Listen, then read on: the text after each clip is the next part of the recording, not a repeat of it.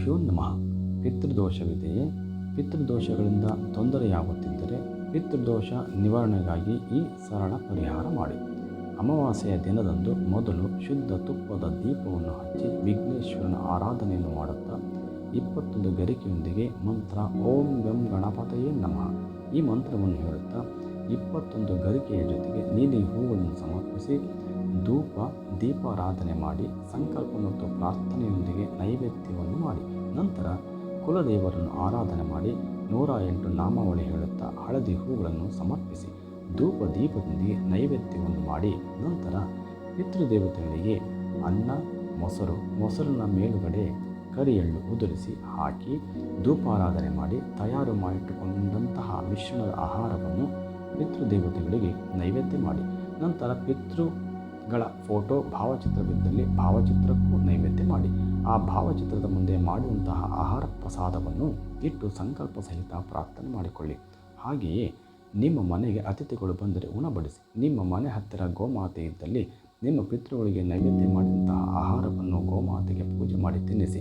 ಗೋಮಾತೆ ಸಿಗದಿದ್ದ ಪಕ್ಷದಲ್ಲಿ ಈ ಆಹಾರವನ್ನು ಸಂಜೆ ನಿಮ್ಮ ಮನೆಯ ಅಕ್ಕಪಕ್ಕದಲ್ಲಿರುವ ಒಂದು ಗಿಡದ ಬುಡಕ್ಕೆ ಹಾಕಿರಿ.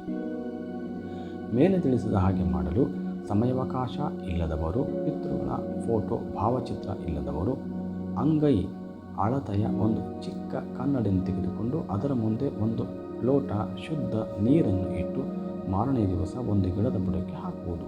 ಹೀಗೆ ಮಾಡುವುದರಿಂದ ಪಿತೃದೋಷದಿಂದ ತೊಂದರೆಯಾಗುವುದು ಕಡಿಮೆಯಾಗಿ ಪಿತೃದೇವತೆಗಳಿಂದ ಆಶೀರ್ವಾದ ಸಿಗುವುದು. ಪ್ರತಿದಿನ ಮಾಡುವುದು.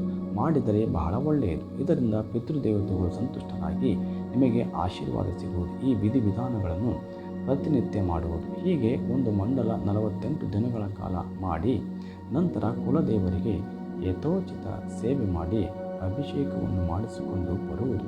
ಹೀಗೆ ಮಾಡುತ್ತಾ ಬಂದರೆ ನಿಮ್ಮ ಪಿತೃಗಳ ಆಶೀರ್ವಾದ ಸದಾ ನಿಮ್ಮ ಮೇಲೆ ಇರುತ್ತದೆ.